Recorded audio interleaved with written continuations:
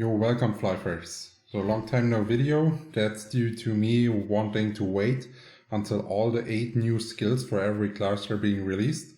I actually told a friend of mine to give me a heads up once all 8 are released, so I don't know the skills that got designed yet. And in this video we will take a look at all the skills and I will give some information if they will fit into the game and what needs to probably be changed so we don't have like big balancing issues and all this kind of stuff. So let's enjoy it together. So for the people that don't know it yet, there's going to be in the new autumn update that is slightly or heavily delayed depending on what your looks are on it.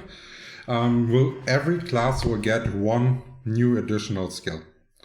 And yeah, we are starting here with the Sidekeeper. Or something's probably worth mentioning. All the skills are still subject to change and they haven't decided yet what the final values are, but it's already known that PvE and PvP will obviously have different scalings or different damage outputs, or like if it's a stun, like a different duration, something like this, right? So we are starting here with the Sidekeeper. The skill is called Gravity Well. It's a non-target spell that is casted where your cursor position is. Upon casting, you will create a circular area that slows enemies by a significant amount, but does not deal much damage. The Gravity Well remains in its original position and does not follow a target. Enemies who walk into the area of effect will subsequently be slowed. Okay, then we have a little GIF right there. Minus 80% is what it said. Okay, that's interesting. So in PvE, well, it's obviously like for hit and run Sidekeepers, so yeah, not much more to talk about there. In PvP, if the speed debuff stays similar to this, like maybe might get like a slight debuff or something, it's really great for positioning play. So you could be like putting a wall on the right side to slow onto the left side and maybe like make the push of an opponent guild slower coming into you. So this looks decent. I don't think it's overpowered or anything. I'm also already curious what are they doing when they're releasing third jobs, right? Because skills like this are common in many MMOs, but usually they're called like Black Hole or whatever, and then it draws the people to the middle. So maybe we see something like this in the future as well, but stuff like this is going to be hard as fuck to balance on PvP. So next up we're having the Knight skill. It's called Heart of Sacrifice. So it's a target skill that can be cast on other player, which will give them the damage redirection buff. This is a new stat where the damage negated by the buff will go towards the Knight instead. So just by reading this, I love it. Like, this gives many opportunities. Like, let's start in PvE. So let's say you're designing one of the new dungeons and it's the Holy Trinity. You need a healer, you need a tanker, and you need damage dealers. But Flyff struggles with damage dealers almost able to be AFK or like what we have now, like move away once and then returning back. Like that's not mechanic, right?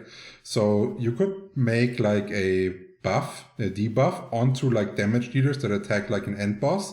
And if you don't use this skill on the damage dealer will get one-shotted. So this opens up a lot more strategy for PvE dungeons. We just have to see if they are actually willing to do so. And if we are talking about PvP, this skill here can be pretty nuts. So let's just imagine the situation where you have a tank knight in your team in the arena and a 1v1 knight. 1v1 knight is already pretty tanky and can slap some mean hits.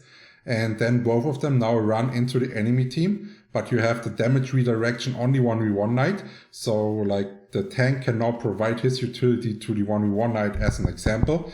And yeah, I'm interested in how that is going to turn out, but I like the fact that it allows the opportunity to develop different strategies. So also pretty nice. Like the values are subject to change, so we will see. Oh, next up is Jester. Okay, I'm looking forward to read this. Jester's Blast is a target AoE skill.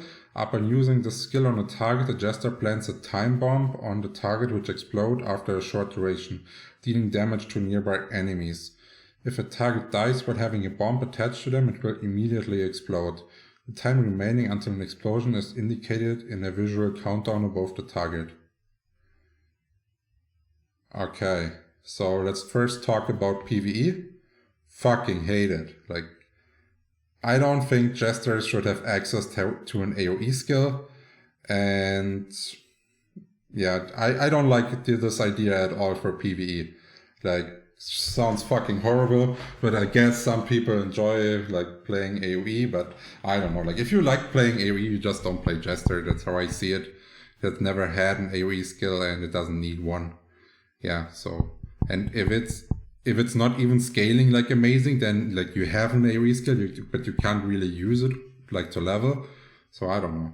Seems dog shit for PvE. But on PvP, on the other hand, if the damage is nice, it can be used well for combinations. So it depends a bit. If you're in Dark Illusion and it doesn't do any damage, do you get out of Dark Illusion or not? Like, if you don't get out of Dark Illusion by casting it, then yeah, you can go into the eye, put the bomb, and then do a Vital Step hop combination, which may counteract the fact that in the new update, based on what the cards effects are going to be like and stuff like this, you will get more HP again, then Jester will increase in damage. So you need to add another piece to the combo, but the combo only works if actually you don't get out of the eye if you use it. So we will see. And I like the skill check that you have to, like, for example, time it. I would prefer if it wouldn't deal any damage in PvP, to be honest. I would like it more if it would be a debuff that gives only you, not other classes, more damage onto the target. And last thing, and the closer you are getting to the tick down, the more damage it is giving. So basically, like, if it's like the closer you're getting to the countdown, it would be like 30. But if you're doing it at the beginning, it would only be like 5%, something like this. So that would like make a big skill check. And yeah, we'll have to see how it turns out.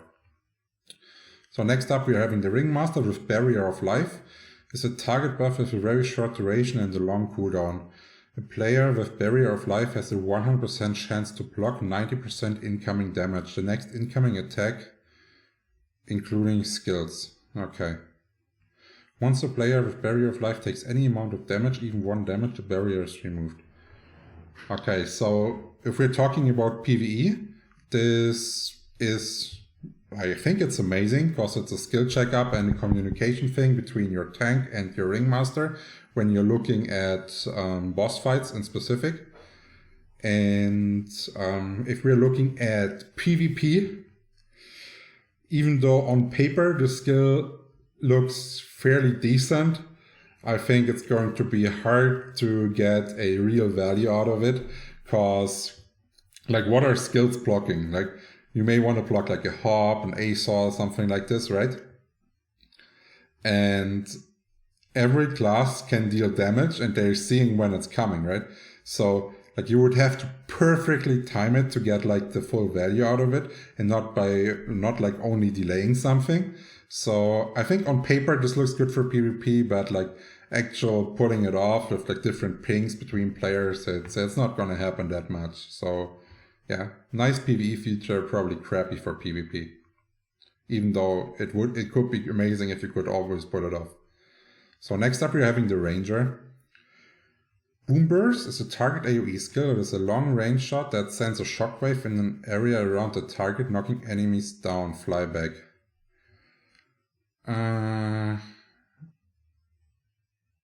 Okay.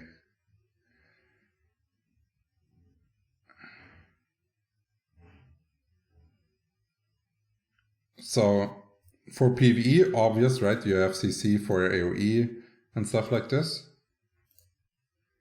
So there's not a lot to talk about. For PvP, so like for example, if you're having a stun, you're having a certain amount of time where you can't do anything, right? But this can be determined by any time. Knockbacks in PvP are based on the SFX of the character that gets up. So it will most likely not be that easy to adapt the timing and keeping it fairly short. So like every CC, like above 1 to 1.3 seconds would be crazy. I don't know why it even exists, but like CC and Flyff should never be longer than 1 or 1.3 seconds. Because we have a 7-second holy cooldown, which is insanely long. And CC should only be a skill checkup to like how fast someone reacts on his holy scroll. And yeah, looking on how long like those are trying to get up, this can be extremely overpowered. So I hope they're taking in consideration how long it actually takes to get up, and if that is anywhere suitable in a PvP environment where it actually is also able to attack multiple targets. So like if you're lucky, you can knock down like a whole enemy team that is grouping on its corner and then just run at them, right? So I don't know, like they have to be really careful with this skill to not fuck it up. So next up we're having Build Poster. It's called Surge Tenacity. It's a short self-buff which provides immunity to debuffs including stuns and roots, as well as increased incoming heal. However, while Surge Tenacity is activated, you cannot use any skills. Okay, so the you cannot use any skills part, it has to be in there. So you're actually able to not able to abuse it, and there's no counterplay to your ASOL anymore, right? But if you're looking at like 50% increased healing and a 15-second duration, I highly hope that they are changing this. So that looks pretty weird. Like it looks like you can ASOL, right? And after the ASOL, you're on cooldown anyways, and you're getting all this extra survivability while you're on ASOL cooldown. And then once your ASOL is up, you can go play again. And this means the time where Build Poster is vulnerable, which means when he doesn't have ASOL to defend himself, this is the time when you engage on Build Poster. And now, like engaging on them, how are you going to do this if he's immune to the stuns and the roots, right? So, and he has like, if he stands in a healing ringmaster, what are you going to do if you have 1v1 damage? So, I am not liking this at all. Like, I see no point in making a strong class in this vulnerable spot, like the spot where the counterplay to the Build Poster is, giving him the safety there. Makes no sense for me. Like, from all the skills we've seen so far, this probably looks like the dumbest idea. And for PvE, yeah, this is, I don't know where this is going to be useful. Maybe if you're AoEing on a spot where you have CC, but other than that, yeah, doesn't look good. Now let's look at the plate. Plate Rending Entry is a non-target cursor skill that teleports the plate to the click position, dealing a small amount of damage to nearby enemies at the destination. Okay. So it's interesting that it's non-target, but Plate already has a target and jump. So yeah, I don't know. Like it's fine, but it doesn't feel like it needs it. I hope they are increasing the cooldown here. 4 seconds for a gap closer or an escape skill is way too short. So let's hope they're like, it has to be something like 10 seconds to be in value with the other skills we have so far. Now the last one, Eye of the Storm, it's the Elementor skill. It's a target skill that summons a tornado around yourself, pushing back enemies at a certain radius.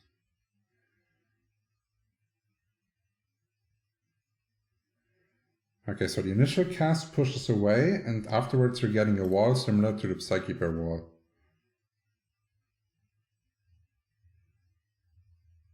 And you basically have a little safe zone.